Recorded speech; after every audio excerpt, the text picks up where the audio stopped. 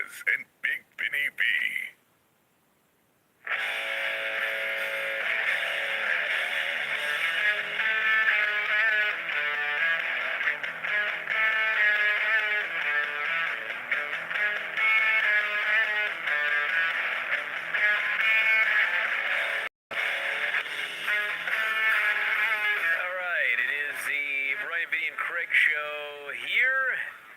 It is October 16, 2018, figure4online.com/wrestlingobserver.com, our weekly look at Raw and Nitro from 19 years ago this week. The very first Nitro that Vince Russo is in charge of officially, and I guess a second Raw with no Vince Russo. Right? All right, cool. Sorry, as far as I know. Everybody ready to go? Sure. Yes, sir. Do I dare ask if everything's going all right, Rob? As of this moment, as far as you know, We're not yes. black? We're not. Well, we weren't black last week either. No, we were black, screen, right? Well, black. no. The video was black. The screen was perfectly fine. I which see. It is now. So, again, as far as we know, yes, it's fine. Yeah, Rob's had one faux pas after another. Rob's had a shitty week. Yeah, but it's working out. It's looking great. It looks wonderful. All right, well, I'm gonna take his word for it. All right, well, let's do this, Vinny. You know the score. I do. WWF Monday Night Raw 334, October 18th, 1999. So we get clips from SmackDown. Now on Raw last week. Before you begin, may I just say one thing? I load up Raw, and they've got the little preview underneath. This is what's going to be on the show. Do you know what it said? As anything else. Brian's cats are having a day, everyone. Fucking Christ, God. Hey, go ahead. But we'll never hear what the preview said. Brian's leaving to deal with the cats. How long is choreo? Can I follow him? It's a catastrophe. Oh, God damn it, Craig. What? You said that. Craig, if I had my Charles Barkley, that's terrible. You have a mic there, Rob. You can speak into it. Well, it's not ours. Oh, you're right. I'm sorry. My fault. The My commander fault. has left the ship. That's my fault. I apologize. So I leave for 2 seconds and you fucked the show up? I didn't do anything. You apparently asked Rob a question. His mic isn't on. I didn't ask Rob. Rob volunteered. Rob just started talking? Yeah. All right, what is it, Rob? It's my fault. Craig made a very bad joke, and I said if I had my Charles Shocking. Barkley, that's terrible meme, I would have put it up for him because it was terrible. Okay. All right, are we all good now? You explain the meme. All right, Jiminy Christmas. Any fucking thing else? Hey, Brian, what are the preview on the network thing? God, I'm sweating. I'm angry. You know what it said? No, that's why I'm asking. A rift is formed in the Rock and Sock connection. I'll say. Hasn't that been every fucking show we've seen? There's been a rift in the Rock and Sock connection. Funny you should. Have they ever been on the same page? I don't think so. All right. Just like a rift is formed in this show. I'm fine. All right, let's get going here. Dude. It's not just me. Let's go. So last week on Raw, China was thrown over the edge of a thing by Jeff Jarrett and came up like a horror movie victim, just blood everywhere. 4 days later, whatever, on SmackDown, she's fine, but Hunter is all beat up to hell. Hunter goes to Austin and says, "You kicked my ass, you beat me bloody. Take this belt." But it was all a trap, it was all makeup, he beat up Austin anyway. So at the pay-per-view, Rock issued a challenge to the Austin Hunter winner, and it ended up costing Austin the match when he accidentally hit him with a hammer, and so Hunter won. Which brings us to Raw. The Rock comes out for a promo, announces himself versus Triple H for Survivor Series. I guess he can do that. I don't know if he announced it himself. I think that was like the stipulation. I guess. He was going to get the championship match against whoever won the night before. I suppose. He explained that his sledgehammer shot had been meant for Hunter, but he did not apologize to Austin. Just said it didn't, he's aiming for Hunter. Austin interrupts. He is, of course, pissed. He wants to fight right now. Vince comes out, calls out Hunter. Everyone yammered on for a while, and finally Vince booked a three-way. Man, let's just rush through that there, Vinny. Well, there's a lot of very important information here. No, it was Jazz? a 20-minute and on and on and on. It did go too long, but It was a 2-minute promo. I mean, Rock took off his shirt. There. All the chicks screamed, Okay, now a rift is forming. and they were about to fight. Because the point is, this was supposed to be the main event of this year's WrestleMania. Austin Rock. So obviously they were building towards. It's patently obvious here. Yeah. But then Rikishi comes along. It's all his fault. Yeah, and so then after that, we ended up having the 4 fucking McMahons cornering people at this 2000 WrestleMania, which is astonishing when you think that this is like the peak of WWE was at 2000 WrestleMania, and that's the stupid match that we got. So yeah, they teased that, and then Vince came out, and Just blabbered on and on, asked each guy who... I think he has Hunter, who he wanted to face. Because he made it very clear, Hunter's opinion is the most important. Because he is the champion. I see. You understand what I'm saying? Well, I do, but then he blew him off and said there's a three-way anyways. Well, that's because Hunter was Your opinion doesn't waffling. He matter. wouldn't just give a damn answer. I see. But anyway, the point of this is... I think Vince had that in mind the whole time. The WWF champion is the most important guy. Well, it should be. As a novel concept. It is a novel concept, Vinny, because there's a tournament going on in Saudi Arabia to determine the best in the world, and there's no champions in it. Right. I hadn't heard that. So there you go. Kane and X-Pac versus the Dudley Boys. The Raw debut of Kane's black and red inverted gear. It's awesome. What? It's a variant Kane. Yeah, exactly. That's exactly, yeah. All the things that you remember about the Attitude Era. So the headbangers come in. Kane's You want gear. to talk about the headbangers instead? Yeah, I can't believe you forgot all about the return of the headbang. I was trying to avoid talking about it. Remember Kane's gear. Just bringing it up, you know. Wow, he's picky today. He's really being a dick.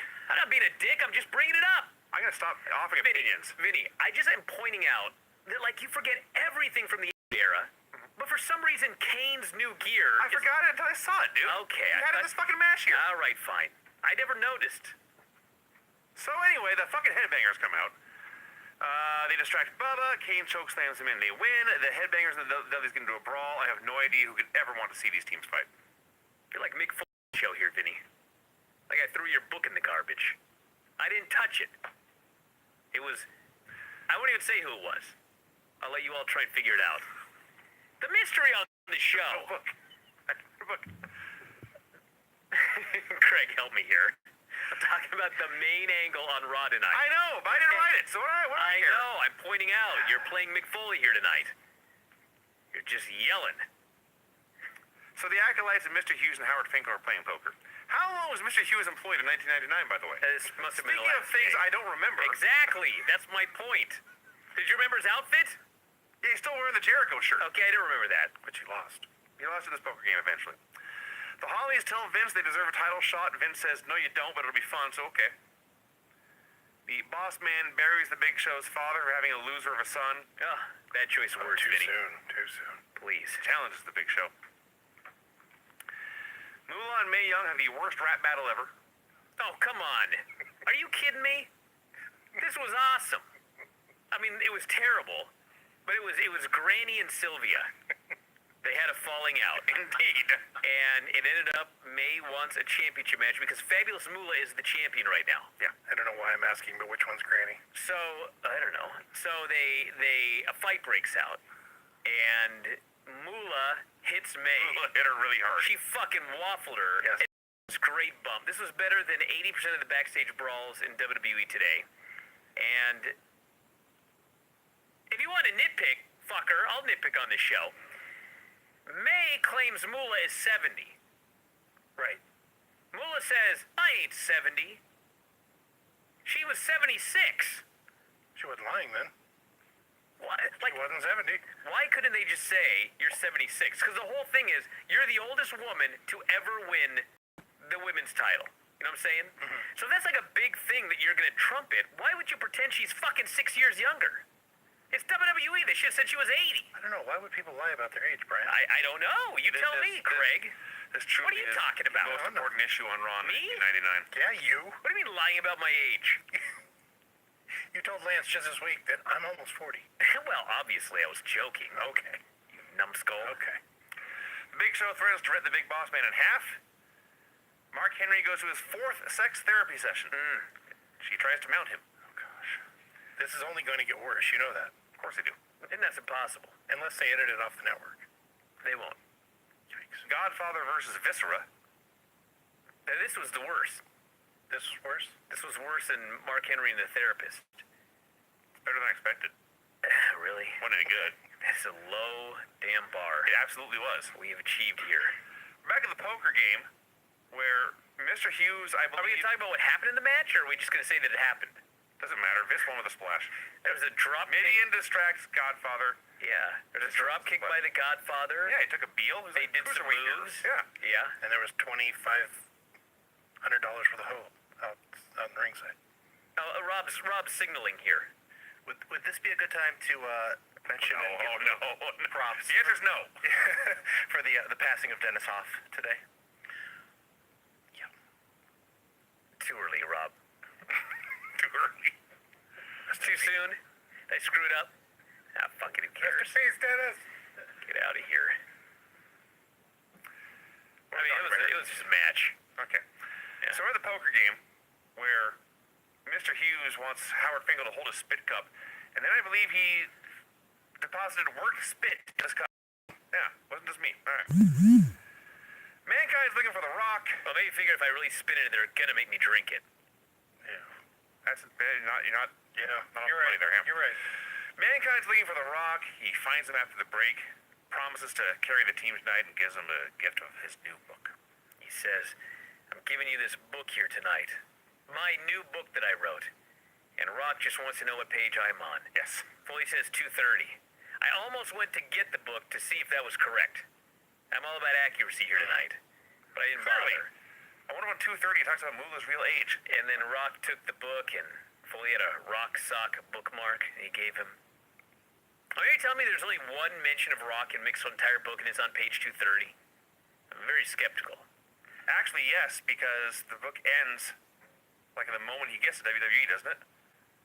I don't remember. It's been such a That's long Jericho's time. book. That's Jericho's It's Jericho's book. book. Yeah, never mind. It may not be. That's what I thought. By the way, Mankind took the he signed the book to Rock, which will play in later. That is actually an important detail in this plot. China comes out with Miss Kitty. She's the Intercontinental Champion now. She beat Jeff Jarrett the night before. Technically it's not, but I know what you're trying to say. The book hadn't been published yet. Ah, This was an advanced copy. I see. Well, there wouldn't have been multiple books lying around backstage. that's also true. Yeah. That's also true. Anyway, China calls out any man backstage. Chris Jericho answers, and he cuts a great promo. Yes. He's the new Jeff Jarrett. I said this last They week. just pass it right on over, but he's much, Yeah. much better at it. Says China's the greatest embarrassment in the history of the business. The second most important title in this promotion, this business, held by Ricky Steamboat and Randy Savage and Rick Rude and the Mountie. Now it's in the hands of an incompetent woman. The idea of a woman as champion is more enhanced than China's boobs. He never hit a woman, but she's not a woman. She's a hideous, grotesque freak of nature, and he'll beat the hell out of her to restore credibility to the belt. So he started this on the ramp, on the stage, moved down the ramp at like around ringside and up onto the apron and talking the whole time. And he gets up there, and China, who looked like these words had hurt her, being honest, she decks him with the belt. Chris Jericho takes the best bump of his whole career. He goes flying off the apron. He lands on his feet in front of the desk and then flies again over the desk.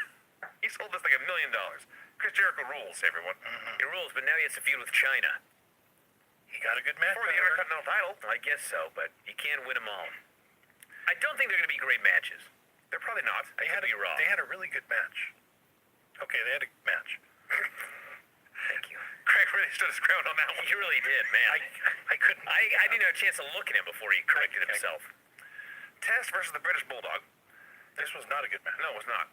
Is it just me, or were Bulldog's jeans tucked into his socks? Yes. Yeah, you don't want him to, you don't want to trip on him. He looked more ridiculous here than he did last week, covered in poop. No. No, not really. Mean Street Posse attack Test for the DQ. The beating continues. Nobody cares. No, I do care, Vinny. There was a disqualification in a hardcore match. Was it a hardcore match? They were hitting each other with shit. I can't He tell did anymore. bring a trash can. A trash can in the ring. You're probably right. I mean, crying out loud. I didn't even care anymore. This show's barely started. We've been coming here for years. Actually, we're like halfway Did through. you watch Nitro first? No. So you started with Raw. Started with And Raw. you'd already given up and we're like less than an hour in. Pretty much, yes. Well, Vinny has to watch it early at the end of the week. I watched it Friday night, yeah. Yeah. Maybe Saturday night. Anyway. So back at the poker game. Mr. Hughes loses Howard Finkel to the Acolytes. Yeah, you put Howard on the line. Yes. I like how he saved that for last. It's like, I'll give up my clothes first, but I better hold on to Howard. Howard Finkel. So eventually the Acolytes won here, and they went. Hughes lost everything, and they took what they wanted as money and Howard, and they gave him back the stuff they didn't want. That was the end of the poker game. What's the point of this? Like, seriously, That is a great question. what was the point of all of those segments? Well, actually, there's a setup. There is a payoff later in the show. There is? It's So I remember Fink coming out, but This is set up what Bradshaw does later. I see. So, Al Snow is walking backstage. There's a camera randomly on him. He is randomly about to spit into a trash can when he says, "Oh, look, a book." And he happens to find Mick Foley's book that Mick autographed to The Rock in the trash can. And he goes to stooge Rock off. What a dick. Now, I think we are supposed to believe that Al snuck into Rock's dressing room and stole the book and rigged this whole thing and set it all up. Maybe. I think that's what we're supposed to think. Well, whether we're supposed to think that or not, I mean, it's a mystery. It is a mystery. Al Snow versus Val Venus. Well, first Al finds Foley, and he says, "I got to tell you something. I found this. Mm-hmm. And Mick says, "Oh, you were in our locker room." Al says, "No, it was somewhere else." Mick says, "Where was it?" "It was in the garbage can." Foley is devastated. Al makes sure to tell him, "Mick, this is not just a book, it's treasure. It's your life's work. How could anyone throw this book away?" Mick is just ruined. Mm-hmm. What did Granny say? I don't remember. Remember Granny was talking No, about... a little bit. She's talking about 205 Live, and what's-his-face lost the title, and he lost again. And he was, oh, Vinny, I'm going to kill you someday. Cold blood. Quiz now on Granny segments? Yeah, it was Thursday. She said he was, Craig even knows. I'm trying to think. He was ruined. He was deleted. He was finished. It was a very, I never even heard the term used before over somebody. Help me, somebody. Load the show up. I'm not loading the show. Fast forward. It was like devastated or something. Okay, he was devastated. That's what Foley was here. For the record, I'm in trouble for not remembering a word he can't remember either. Well, I remember it happened. You can't even remember it happened. I just can't remember the word. Al Snow here was in his right mind. In the match or the promo? In the promo. Okay. When he's talking to Mick, he was talking to him like a buddy, and he was believable. For once. Take me to find it. Sure. Demolished. Demolished. Is that right? Was it demolished? No, it's not demolished. Dude, I listened to that thing at 5 o'clock in the morning. You'd have to look this on up. Friday. Dazed, overwhelmed. She wasn't looking at a thesaurus. Well, I am. Damn it.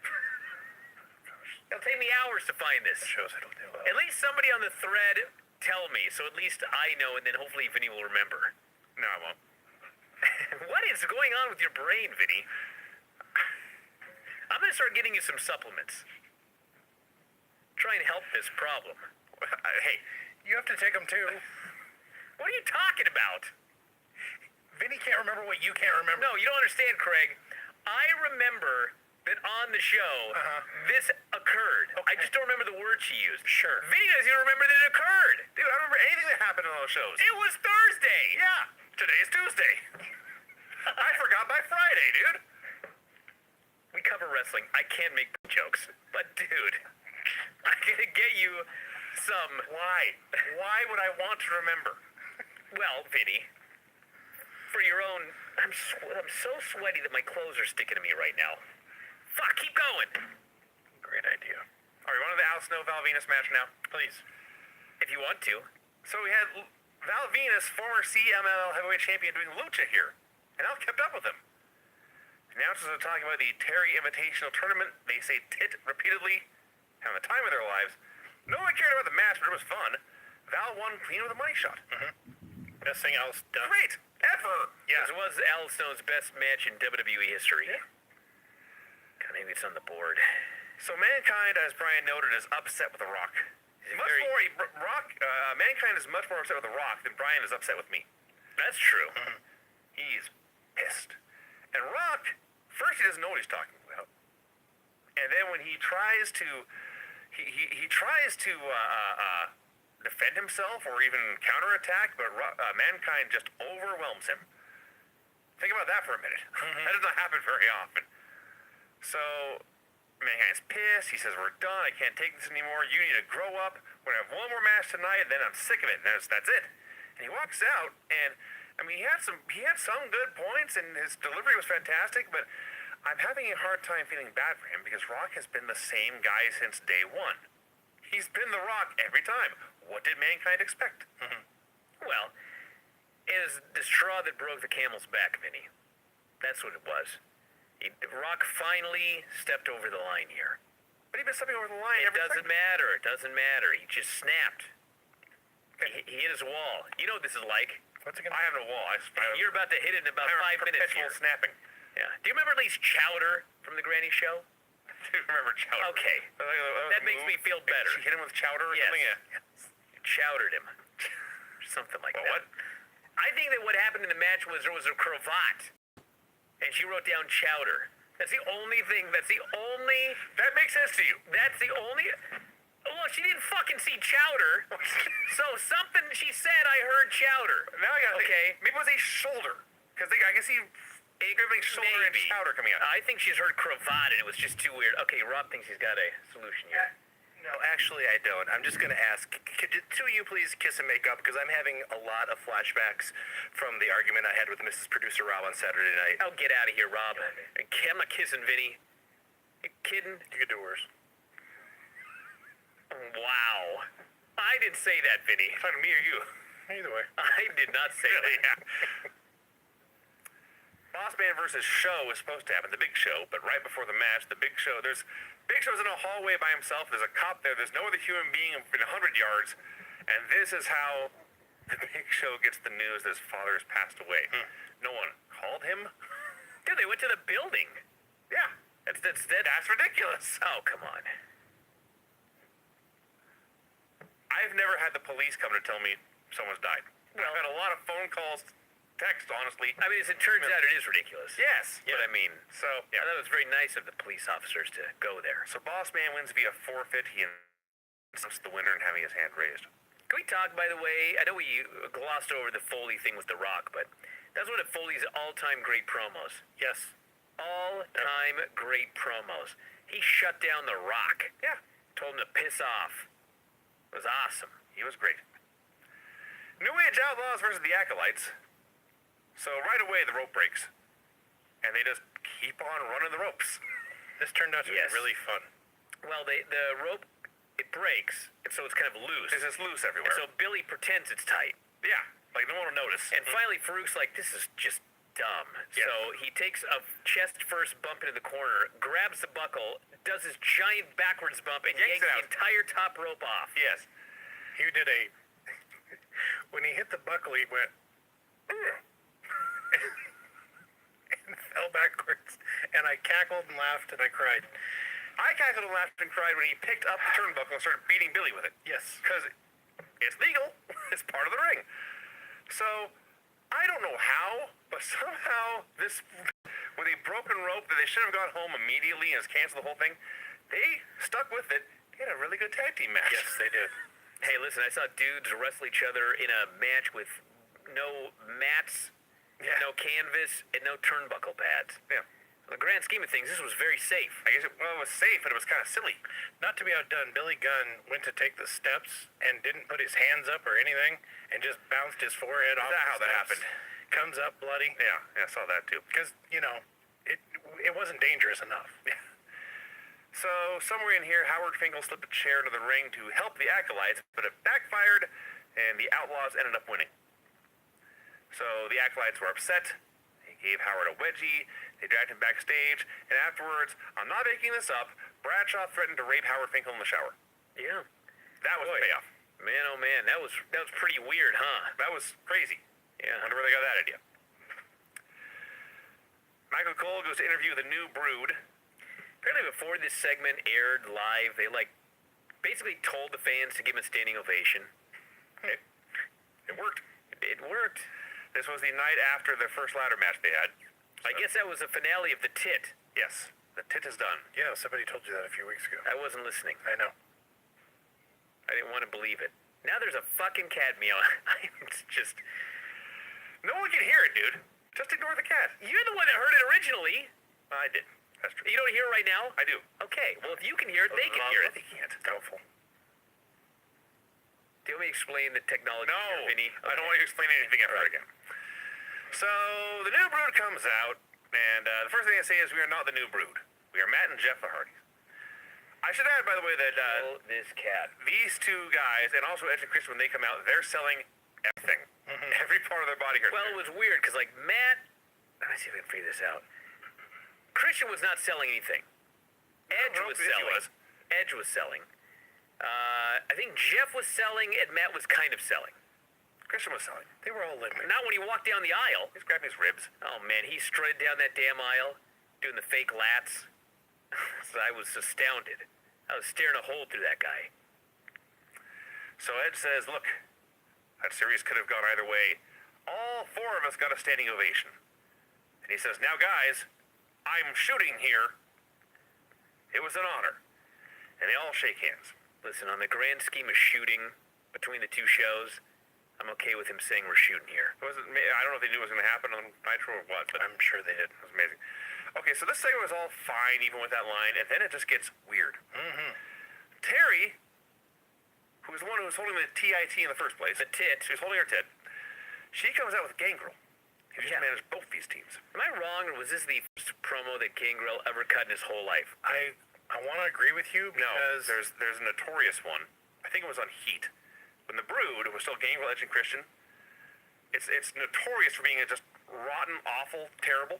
So this was the first Raw promo. Yes, that's probably I wanted to agree with Brian because his teeth were in the whole time, Okay. and he sounded ridiculous. Yeah. No, there's a famous. Dude, teeth aside, his promo was terrible. There's the famous promo where Gangrel was so terrible that Edge had to take over, and not that Edge was their pick to be the guy anyway, but that was like the moment where like, okay, we were riding this guy. And if you go back and watch, Edge's promo wasn't very good. It wasn't Gangrel. It wasn't Gangrel. So Gangrel speaks here. What he says is, I'm paraphrasing, you four should be congratulating me because I boinked Terry last night. So they all beat him up. And this makes Terry happy. And she leaves with the Hardys, and that's it. Yep. And She didn't deny it, by the way. exactly. She didn't It is very, very bizarre. So she left with the Hardys. They did win her in the tournament. I mean, I don't think But Gangrel was lying. Gangrel got, no, apparently not. Woman's like the town bicycle. Yes, Greg. So I'm assuming this is the way they wrote Gangrel out of the show. Hope so. Because there's nothing left for her to do at this point. You watch, he'll be back next week. I probably will, but... Alright, GTV shows that the cop who told the Big Show his father was dead was in fact an actor hired by the Big Boss Man. And Jim Ross was furious. Did either of you write this down? No, I didn't write it down. I can't... What in the hell, by God? Are you kidding? Are you trying to tell me... Jiminy God Almighty! Jiminy God Almighty. That's a quote. Yeah. I laughed, and I laughed, and I laughed, and I laughed, and I laughed. I'm gonna steal that one. Jiminy God Almighty. Jiminy God Almighty, I can't believe it. You start saying that instead of your curse words, and Granny's going to come back to this show. I flat out told her, don't listen to this show anymore. Main event. Rock and Sock Connection versus the Hollies. So, Mankind doesn't want to be in the match. Doesn't even have his mask on, but he's still wearing his shirt and tie. Well, you know, he vowed... Oh, he was wearing it earlier. I guess that's true. He vowed to come out for this match, and then they were done. I don't know why he bothered vowing to come out. Didn't even bring his tag belt down to the ring with him. No. So he spends the entire match sitting on the steps with his back to the ring. Rock goes away. Every once in a while, he looks over his shoulder with sadness in his eyes. Fans chant Rock and Sock. And there's one time where Rock cuts the Hollies off, and all three guys are down, and Foley stands up, and everyone goes crazy. And then Foley changes his mind, and he just sits back down. That was awesome. They gave him a hope spot. Yep. And then finally, Hunter runs down, pedigrees the Rock. Foley never moves. And one of the Hollies pins the Rock, and the Hollies are the tag team champions. The fucking Hollies. Yeah. Beat the Rock and Sock Connection for the tag team titles. In fact, I don't remember this. No. So, was up on the stage celebrating, but Austin shows up and beats his ass. He throws him into the ring, and Rock's about to lay him out, but Austin flips off the Rock, and he stuns Hunter instead, and that is the end of Monday Night Raw.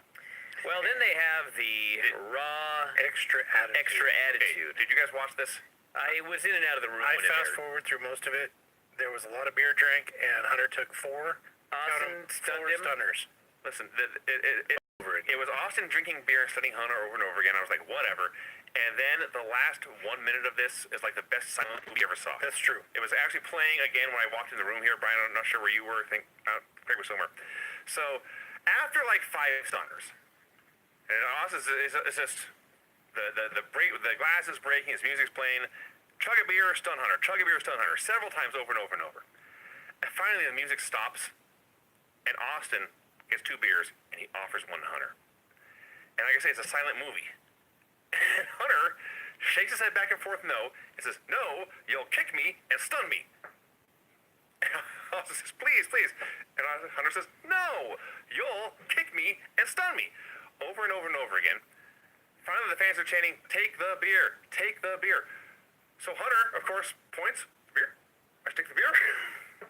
And he finally, of course, takes the beer. They shake hands, and Austin kicks him and stunners him. Hunter pops up to his feet, takes several steps backwards, does the bump over the top rope to the floor, lands on his feet on the floor, then does the beer spit, and then collapses. Yes. That was awesome. Extra Attitude was the best thing on the show this week. I'm gonna have to watch That was fucking great. I thought it was going to be him stunning Rock 50 times because they literally could have that be Extra Attitude and just put that Extra Attitude at the end of every single Raw And you for a watch it year. every week. Well, not only that, you'd think it was different. That's true. It's actually the same one. Yeah. They just do it over and This over. was like the longest Extra Attitude ever. It was like 7 or 8 minutes. It was worth it by the end. Well, it was Raw, guys. That was Yes, rough. I have your music. It won't take long. There's not very many matches on the show.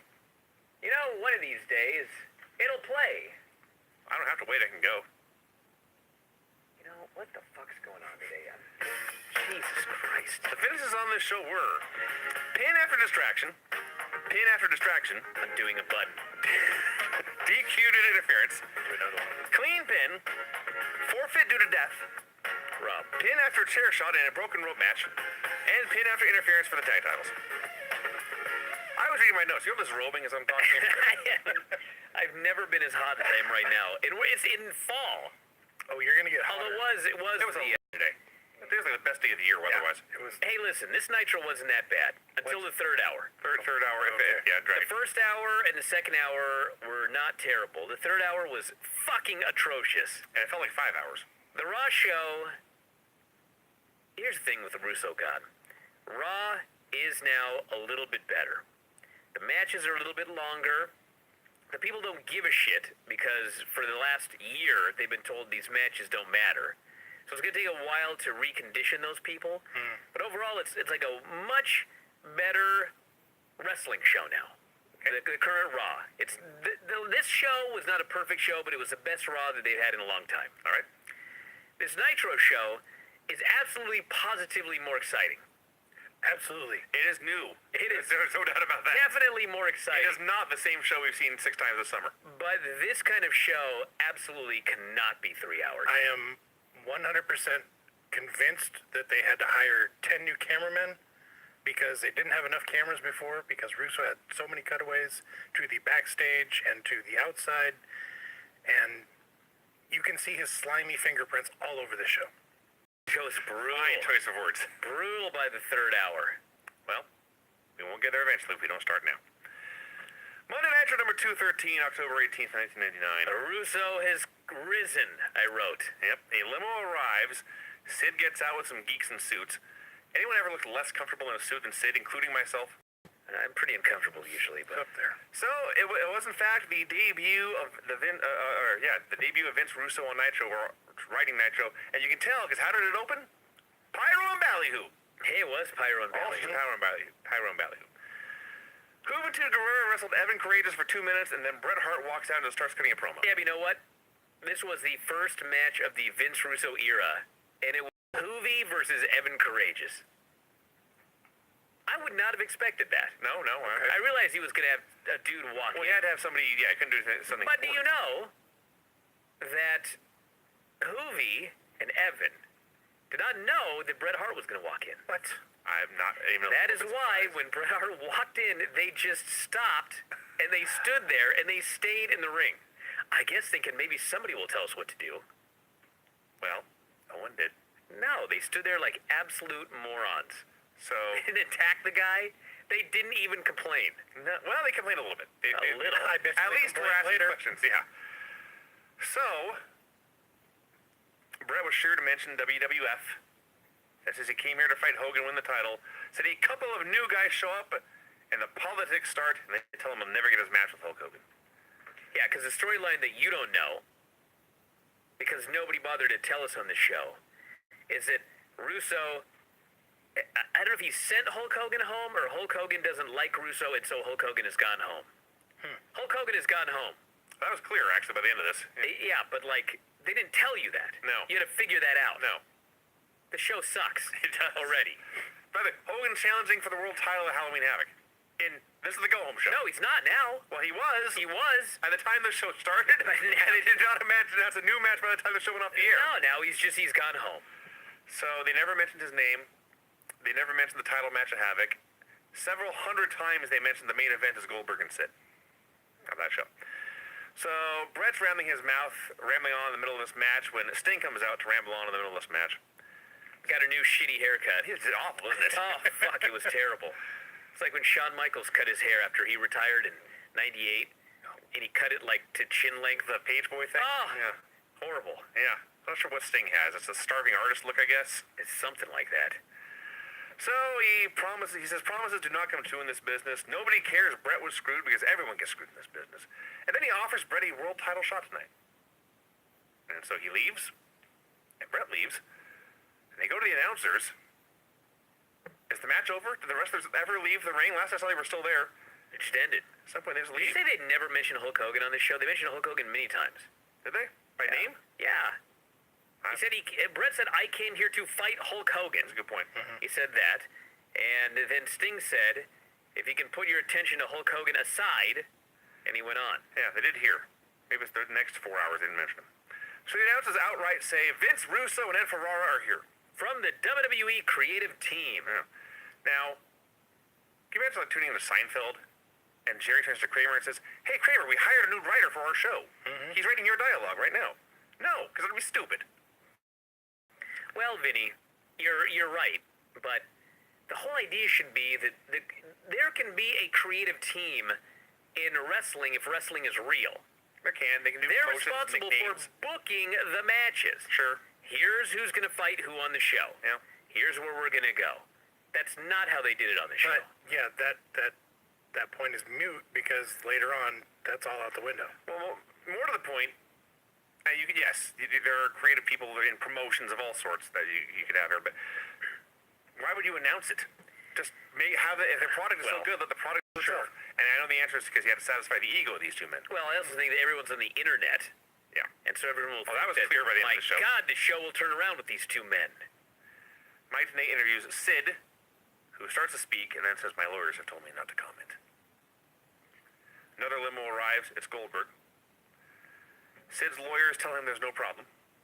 Sid has to explain to lawyers what's in the contract. Yes. Well, he did later wonder why he was paying them hundreds of dollars an hour. Sid has to explain to his lawyers what's in the contract. Yeah. Okay. Yeah. 3 of them. Yes. Okay. Yeah, do we screw him and how? Can you imagine? Disco Inferno versus Vampiro with Lashley Rule and commentary. Okay, whoa. Yep. What? Yeah, I'm not making this up. Vampiro is facing Disco Inferno, and fucking Lash LaRue is not only doing commentary, he is getting a championship match at the pay-per-view. Yes, who has he beaten? Fuck if I know. That's what I'm asking. What's going on here? Russo walked through the back door, took one look at the guy and said, Yes. "You're the #1 contender." You're definitely an American. I'm giving you a championship match. And then he went out there and he emphasized his Cajun accent. Yes. Oh, God, that was terrible. Yes. So the match went 1 minute, and Disco Inferno pinned Vampiro clean. That had to suck. Yeah. Start packing your bags and fill out your resume there, man. And But then- actually, he got a big contract from Eric. okay. So they decided they were going to rip it up and give him a contract for less money. So he wanted to quit.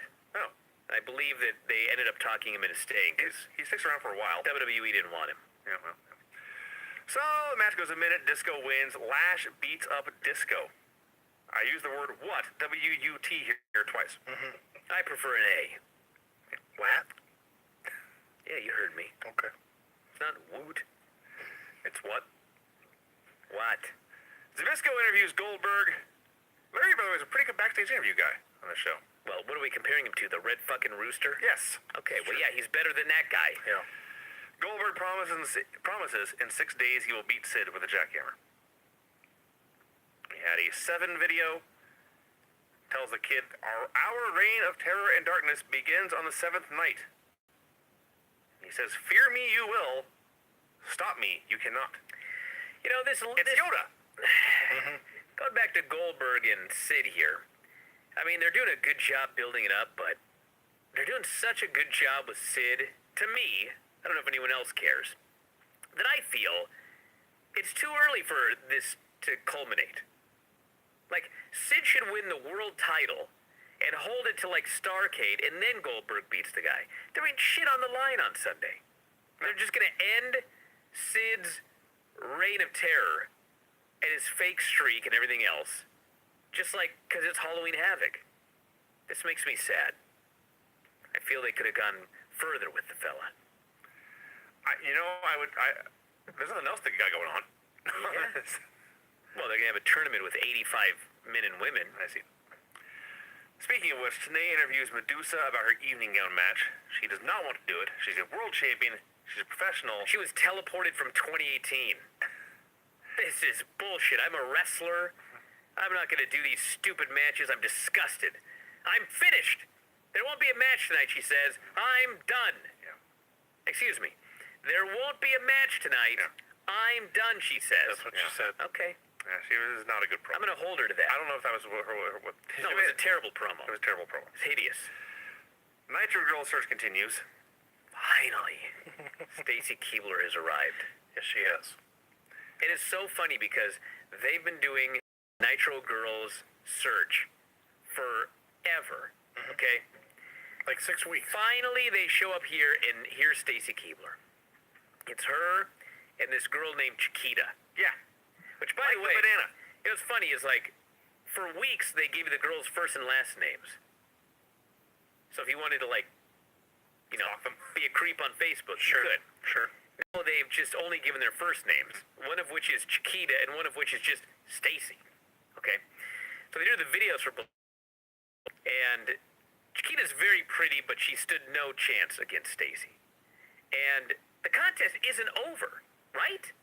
We gotta vote. Okay. Before this fucking show's even over, Stacy is with the filthy animals. Yes. What? I don't know. Well, those charming, I'll tell you. They must be charming. What if Max did marry her? Now, for those of you that don't get it, Bagwell comes out here. My bad. Yeah, Bagwell comes out here, and he's being all goofy. This is not on my format, the announcers say. He announces that he is the chosen one. Now, for those of you that don't remember, it's because Russo did some interview on some fucking show, maybe in WCW Live, and he really put over Bagwell. Now, they didn't air any of that on Nitro. No.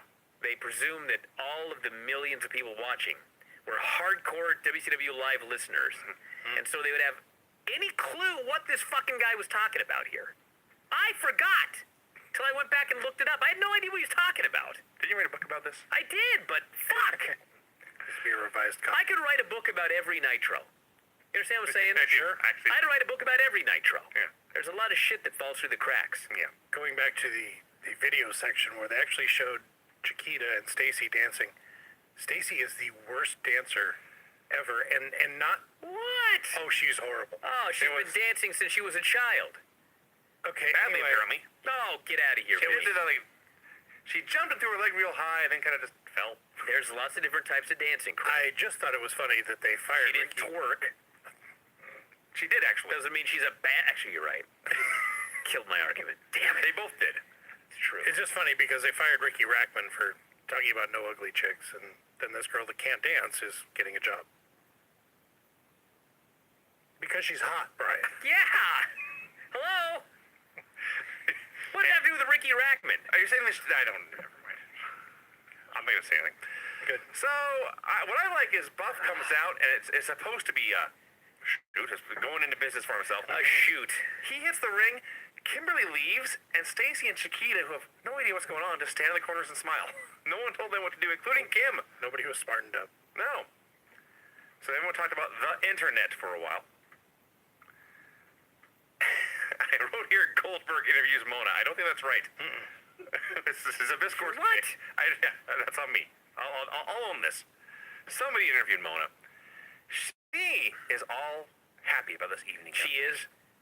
Yeah. She was a robot. Well, You made up emotions based on what she said. she said it was a wonderful opportunity to climb the ladder. With It is a wonderful opportunity to climb the ladder. with a big plastic I am smile very on her excited face. for the evening gown match. I cannot wait. No, that's fair. She was already dressed and ready to go.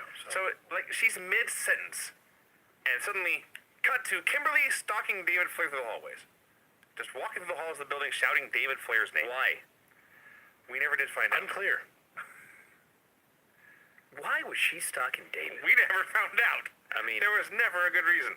I presume there's a Flair DDP match at the pay-per-view, but, they did a shitty job building that up if that's the case. Yeah. Sid discusses the rates he is paying the lawyers, insists they call him Mr. Vicious, He says, which honestly is not a bad name. let me get this straight. You're charging $300 an hour.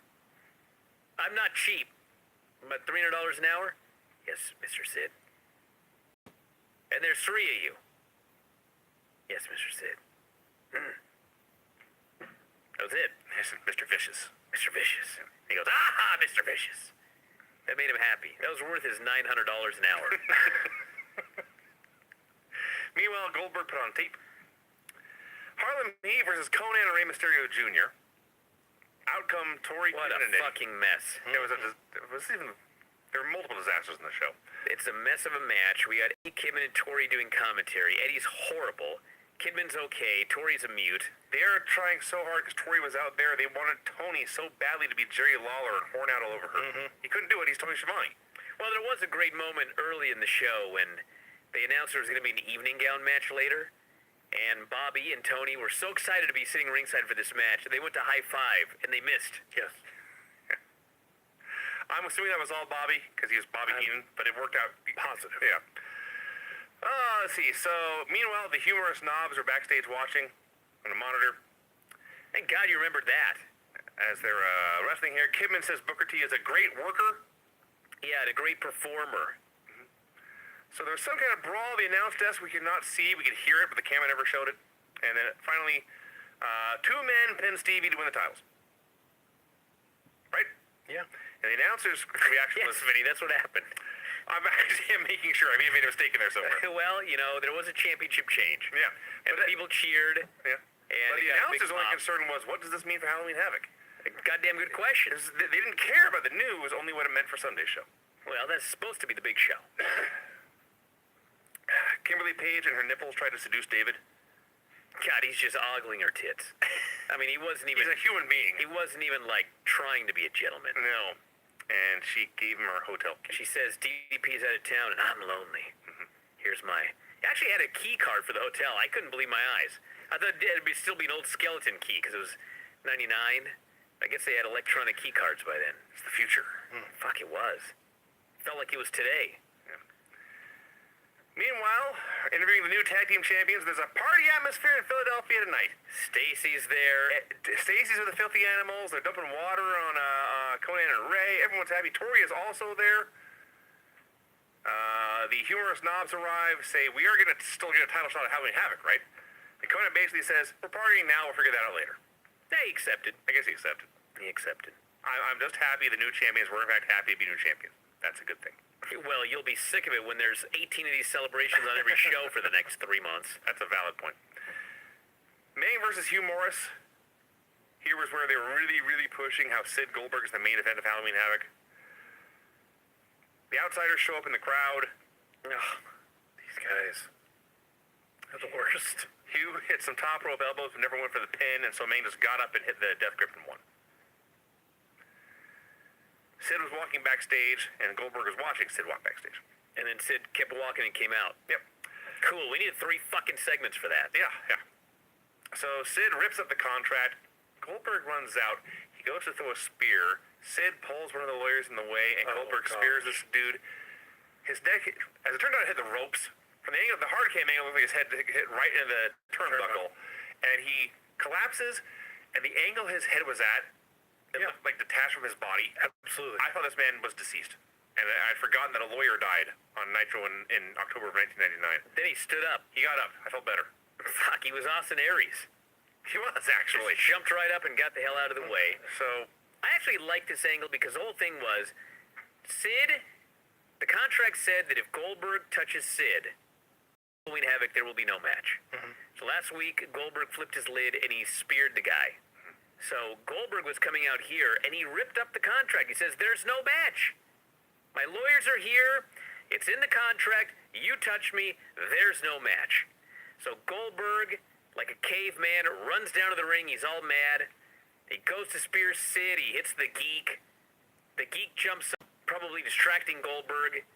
Sid boots him with his dress shoes, power bombs him, stuffs the contract down his throat, and threatens to kick his ass. Halloween Havoc. he's, I'm going to kick your ass. I'm like, you just did. Yeah, but he's gonna really kick it, and kick it bad. I see. But I thought this was a great little angle. Sid winning worst promos in '99 is one of the great disasters in the history of the Wrestling Observer crime. Newsletter. Absolute crime. I'm appalled. I'm sickened. So Sid leaves. Goldberg is coming to as he's making his way around ringside. The outsiders laugh at him. They throw a toothpick at him, so he fires back, and he punched Kevin Nash in the face. Yep. Way harder than Moolah hit May on Raw. So it's a big brawl, and the outsiders get ejected, and we get like 5 minutes of security leading the outsiders from the seats through the crowd to the outside. Nash says, "I'm sick." Hall doesn't want to leave, and this goes forever and ever and ever. Tanay interviews Brett. He says he'll take any shot he can get. That was to win tonight. And if it's up to him, he'll defend that title against Hulk Hogan at Halloween Havoc. And then Sting attacks him and they brawl. The outsiders have not moved. It's been like 15 minutes now. They're in the exact same spot. Nash says these broads paid $1,500 apiece to hang out with us. Yes. And then he said he had a cold and he was drinking cold medicine, but it was probably whiskey. Was it wrecked? Is that what Granny said? Cedric Alexander, he's wrecked. He's Sounds actually like it. been thinking about this for a half hour. That just came to me. It's amazing how your mind Wrecked. I think that's what she said. He was wrecked. Which ironically was what Mick Foley was when he found out that his book had been put in the trash can. He was wrecked. So they cut inside to an empty hallway. You can't see anything. You can just hear Goldberg. Sid! He comes in. Vicious! Just to clarify, he's looking for Sid. in case there's any confusion. Yes. I'm not making anything about this next segment up. Fuck, let me read what I wrote, and hopefully you can, help me. I'll do it again. Rick Steiner versus Berlin. Good, yeah. The wall hits Rick with a chair. Berlin gets the pin. Went about a minute. Rick beats up Brad Armstrong afterwards. It's Berlin, Brad Armstrong Sunday. Sure. Did I basically get all of it? But you left out the part where Everything? Brad hit the ring to do nothing but glare at Berlin. So Rick grabbed Brad. The wall swung a chair. Not sure who he was aiming for, but he hit Rick. So it is both Brad's fault and Berlin's fault and the wall's fault that Rick got pinned. And I'm thinking Rick Steiner should murder all three of these geeks. Yeah. He picked one. He only killed Armstrong. He murdered Armstrong. Just beat him and beat him and beat him and beat him and beat him and beat him and beat him. Dragged him backstage. I was sure there's more to come, but no. This was the build for Berlin and Brad Armstrong, while Rick Steiner does not have a match on the pay-per-view. Yes. So after spending like 15 minutes of TV time dealing with the outsiders being ejected, they're just back. Yeah, they snuck in. They're tiptoeing in. The By the cameras way. can catch them. Security can't. What was the fucking point of this? I have no idea. Was there any payoff? Did I miss the payoff? I'm trying to think. I don't think there was a I payoff. don't remember. They dress up as Villanos. That's the last thing I remember. Yeah. Yeah. And Kevin Nash is drinking scissor. Touche. He was. Kimberly goes to her hotel. Oh my God. She goes to her room. There's somebody taking a shower. Ready. She says, "Oh, baby, I'm here. I'm glad you're getting warmed up. I'm getting ready too." And then she removed her trench coat. Good Lord. I was finished. That quick, huh? You were wrecked. I was wrecked. I was wrecked. Spent. Spent, demolished, devastated. Good enough the SARS back open, Rob. Yeah, we'll get it here. All of those, just on sight of this lovely young lady. So, much to her chagrin, she's pouring champagne. I think she had some kind of... Okay, stop right there. What was her plan? I have no She idea. was slipping him a Mickey. Yeah. Oh, that's right. She was gonna. She had some kind of pills. I think That's I think right. the plan was to. Well, now I'm even more. But she thought it was David. Now I'm even more incensed. Why? So she was gonna take David to the hotel, pretend like she was gonna fuck him, put a shit in his drink, and he was Right. gonna get knocked out. That was the plan, yeah. All right. So now you're telling me that I have a solution. Rick showed up instead, Yeah. and he didn't drink. No. No. See, this is where This is bullshit. no. This is This is where a bigger bullshit than that bag was. this is where years of Ric Flair partying came to. Oh, he's fruition. immune. It did not affect him at all. That's possible. You've got All right. no liver. I'll It can't be got hurt. that. It was nothing to him. I will it was accept like, We're kind of glossed over the part where David Flair looked at his key card and said, "I should give this to my dad. yeah. He'll do a much better job than I will." I mean, he Well, will. he probably- yeah. There was a missing vignette somewhere. Yeah, so Flair pops out of the bathroom, fully dressed, by the way, with a shower running. That's weird. He's having the time of his life. They can have a party.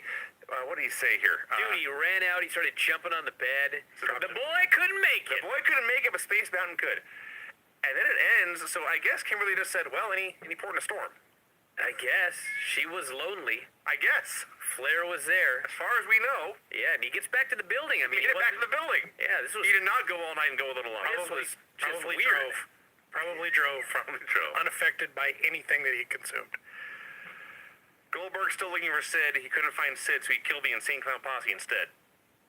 Apparently, there's something about this Goldberg didn't like, and so they wanted to get rid of ICP. It was like a 1-second segment.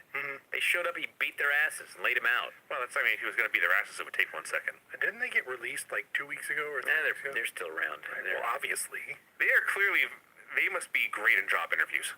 Because they tend to lose jobs and then get rehired quickly over and over again. Zabisco interviews the total package. This was awesome. Yeah, this was good. Lex had to pretend he was not shook. Yes. Because he's wrestling Goldberg tonight, who tonight is the scariest Goldberg of all time. Can we start, though, Vinny, by saying what Larry said to him, which was the following line. Goldberg has left all the clowns laying. That's what he said. Yeah. He wasn't lying. And He then has left all the clowns laying.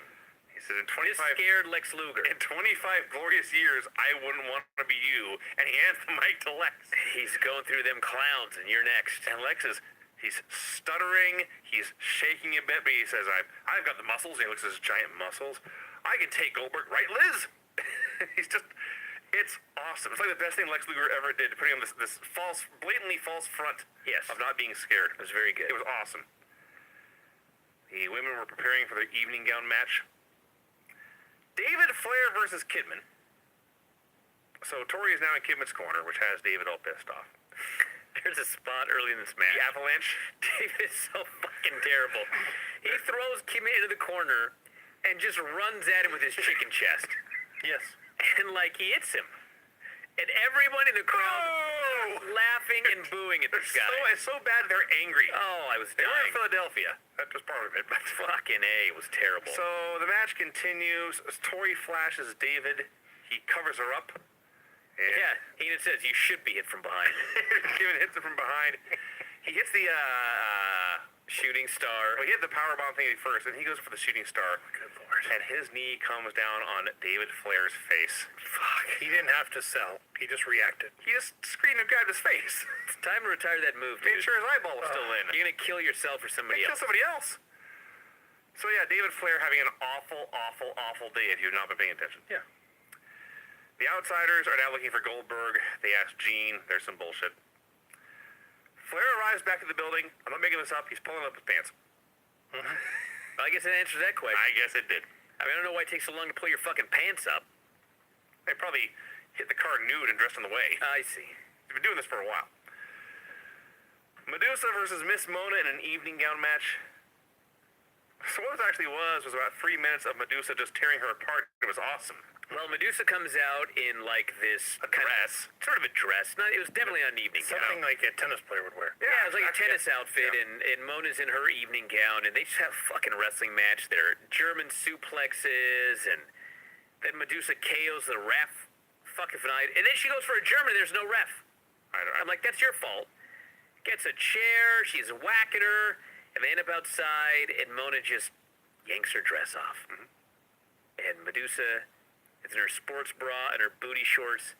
She's furious. She grabs the mic and tells everyone behind her. It's the backstage people, I guess. Yeah. They can kiss her ass. I thought she was awesome here. Yeah, Medusa's great. And at this point, the announcers ask, is this thing over? I don't know. That was the end of the evening match. Bret Hart versus Sting. So, What a weird fucking match. well, here's the thing. This was a long match after all of that bullshit. And so there was no way for the fans to get into this until like the very end. Fine match. It wasn't bad. No. It was technically good. It probably went, I don't know, at least 15 minutes. It went through a full quarter-hour segment And and for more. at least 12 of those minutes, there was no, they were both heels, really. So there's no one to cheer for. And finally, Sting just hooks a sleeper, and they lay on the lay on the mat and say, I'm going to lay here until people start cheering for Bret. And it was the first time they actually cheered for either man.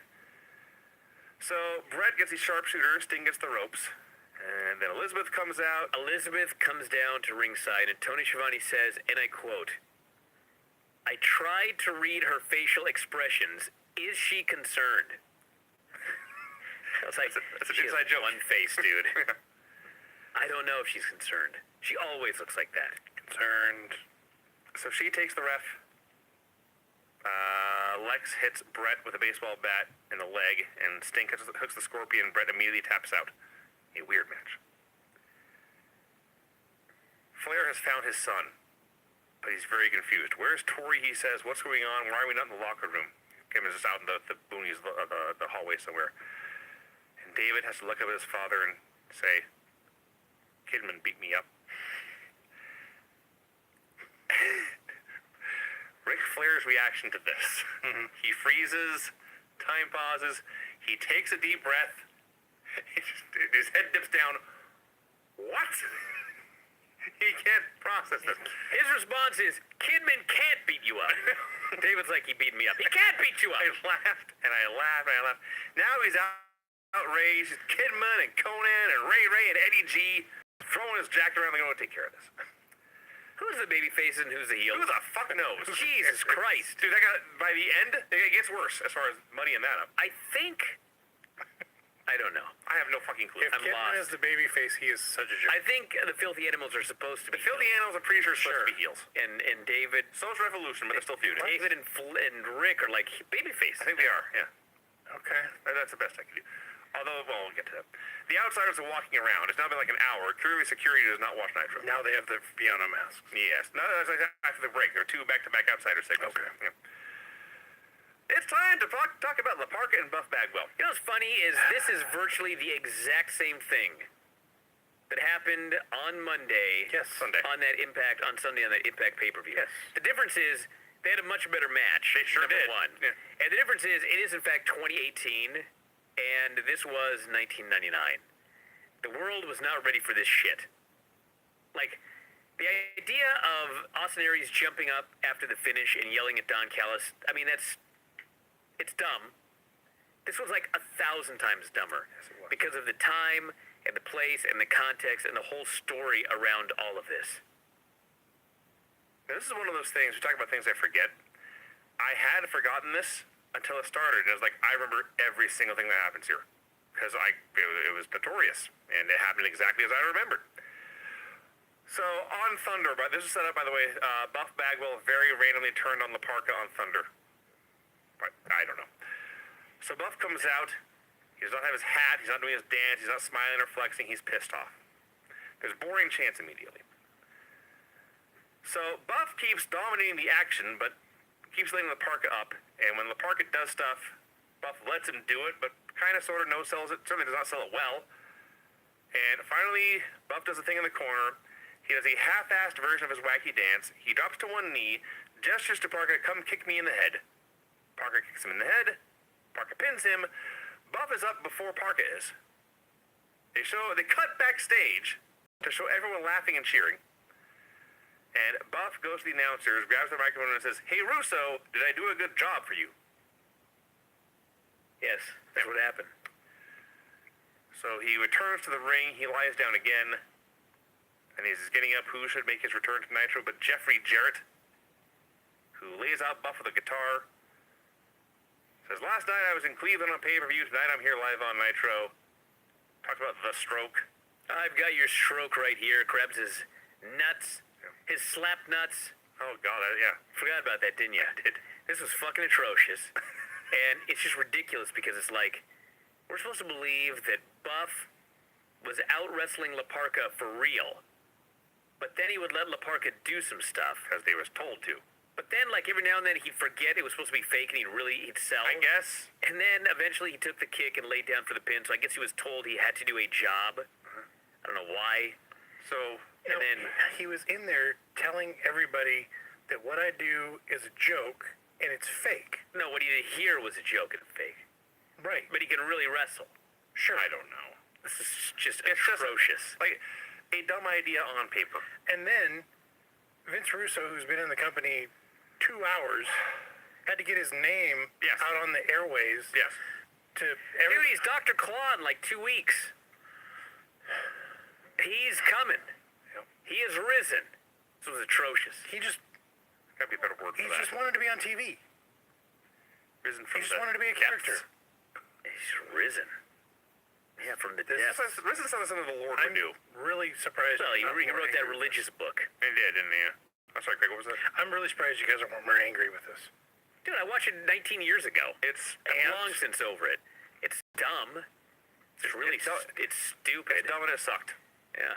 And you know what it was? It was one of those things I'm sure he wanted to do on Raw 1,000 times, and Vince shot him down every single time. I'm sure that happened. And so he had his opportunity here. No, I have no control. No one to answer to.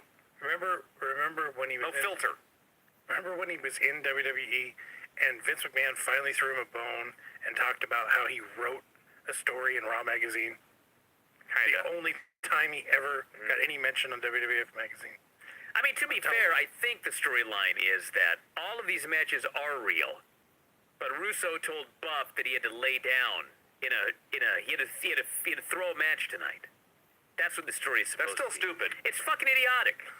Dumb. Security finds the outsiders. I think Nash threw up. Yes, he did. Oh, fuck. This was worse than the Buff Bagwell in the Parker match. Eddie Guerrero and Chavo Guerrero and Saturn in an elimination three-way. On paper, this should have been a good match. Fuck, I didn't even know it was elimination until... Like 3 minutes in, I was trying to figure out, was it a tag match? Are Eddie and Chavo friends now? Well, I knew it was clearly a three-way, but then there was a spot where Eddie pinned Saturn, and I'm like, Well, that's like 10 minutes in. thank God it's over. Yes, I and did then that. they kept wrestling. Yes, that happened. So Shane Douglas is on commentary. I thought on the whole he was pretty good. Although there was one point where he said Benoit and Malenko are on a respite in Japan. He seemed to be not in the best state of mind, I thought. I possible. could be wrong. That's possible. I enjoyed him for the most part. There was that one line. So for like a minute, this was just Saturn suplexing two small dudes. I thought, okay, this rules. And then it wasn't that no more. And it just kept on going and going and going. And stuff. Let's talk about this stacked up superplex. The stupidest. This may have been stupider than the match with no mats on the pay-per-view. Why did Perry Saturn get on the second rope for this? That was the whole problem. So Chavo is going to superplex Eddie into the ring, and now we've all seen 2,000 times the third person will run up and powerbomb the dude doing the suplex. And they stand on the apron while they're doing it. They stand on the mat. Yes. Saturn comes up behind Chavo. Chavo and Eddie are basically on the top rope. Saturn comes up behind Chavo and stands on the middle rope. So the idea is that he's going to be standing up on the middle rope with Chavo on his shoulders as Chavo does a suplex. What actually happens is he's standing straight up as Chavo falls back behind him and Chavo falls off his shoulders back onto his neck. I screamed. I promise you, in real life, it's one of those moments where Chavo thought he was dead because he immediately sits up and grabs his neck. Like, he should have stayed down to sell it, but he wanted to make sure he was actually still alive and could move all his limbs. Perhaps Perry thought they were going to do a delayed suplex. I don't know. So, it's A delayed superplex? A delayed double superplex. double impact superplex. I don't think that's... I know, I was making... Whatever they had in mind, this Very is not dumb. it. Now, so it's a horrible match. We almost have a death. Suddenly, the Filthy Animals are there picking a fight with a one-armed Shane Douglas. His arm's in a sling. Keeps going and going and going. And then finally, Eddie pins out of the frog splash, and I had the same reaction Brian did. Now, they did mention it was elimination at the start, but I forgot. So when Chavo just kept wrestling him, I was like, oh my God. Chavo hits a tornado DDT on Eddie. Looked like he was legit hurt, and they just went home. He blew out his rib. Perfect. Yeah, Perfect. in this fucking match. That sucked. Can you imagine? This Norman Smiley gimmick has started. He's a wimp. He's a coward. He's constantly crying during his matches, yet he wins constantly on flukes. Fans shit it boring. It went for fucking ever. And Horace, by the way, I know it's the hardcore gimmick, but he beat the shit out of Norman. Yeah. And Norman responded by screaming, like, at the top of his lungs. Well, that's the gimmick, yeah. Yeah. So It's going to get annoying. I remember it being funny. We'll see how it goes. For a while. So Horace, the end is he hits himself with a chair and then put himself through a table and Norman pinned him. So Flair comes out. Now, as noted, we were earlier trying to figure out who was a babyface and who was a heel. The people started calling Flair old. So he started making jokes about the oldest driver with the longest line.